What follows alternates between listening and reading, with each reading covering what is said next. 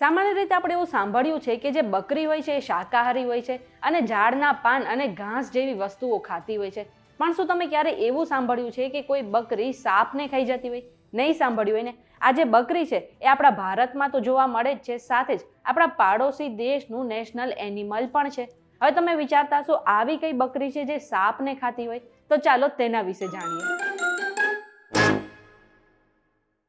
VTVGujarati.com પર તમે જોઈ રહ્યા છો અજબ ગજબ અને મારું નામ છે મેઘા. હવે આપણે બધાને ખબર હશે કે આપણા દેશનું નેશનલ એનિમલ કયું છે, પણ શું તમને એ ખબર છે કે આપણા પાડોશી દેશ એટલે કે પાકિસ્તાનનું નેશનલ એનિમલ કયું છે?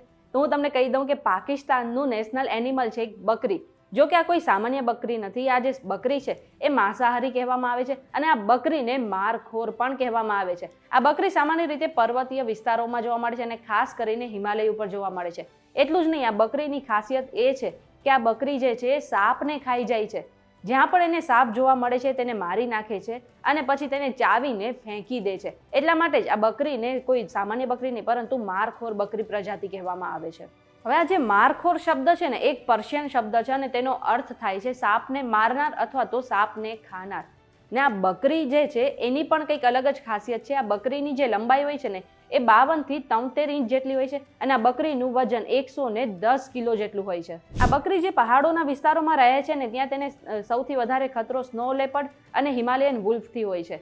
આટલું જ નહીં, તમે જોયું હશે કે જે પાકિસ્તાની ગુપ્તચર એજન્સી છે ISI, તેનો જે લોગો છે, તેનો જે સિમ્બોલ છે તેના પર તમને મારખોર બકરી જોવા મળશે અને તે પણ સાપને ખાતી હોય ને એવી રીતે. એટલે જે આપણું પડોશી દેશ છે તેનું નેશનલ એનિમલ છે એક બકરી અને આપણું નેશનલ એનિમલ છે એક વાઘ. આ ઇન્ફોર્મેશન તમને કેવી લાગી અમને કમેન્ટ કરીને જરૂરથી જણાવજો. જો આજનો વિડીયો તમને પસંદ આવ્યો હોય તો વિડીયોને લાઇક અને શેર કરી દો. સાથે જ અમારી ચેનલ VTVGujarati.com ને સબસ્ક્રાઇબ કરી લો અને દેશ દુનિયાના સમાચાર મેળવવા માટે તમે અમારી WhatsApp ચેનલ સાથે જોડાઈ શકો છો.